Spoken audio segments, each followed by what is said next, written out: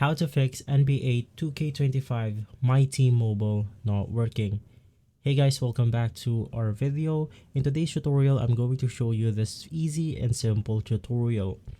Now there are multiple reasons on why your game isn't working, and the easiest way to go ahead and fix a specific game is by completely uninstalling and reinstalling the application, because sometimes corrupted data can be installed to your game and that might cause some problems along the way, like your game not working.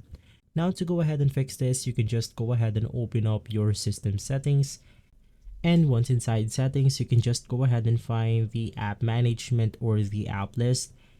Now, if you're using an iOS device, this will go ahead and work too. You can just go ahead and follow along. Once inside the app list, you can just go ahead and find the My NBA 2K25 MyTEAM. And from there, you can then go ahead and completely uninstall the software or game. Right after that, we can now navigate through our app downloader, which is the Play Store, and from here we can then go ahead and install a fresh copy of this game right here, and hopefully it will not go ahead and have any corrupted data or files. Now, if still the problem persists, you can then navigate through your system settings once more.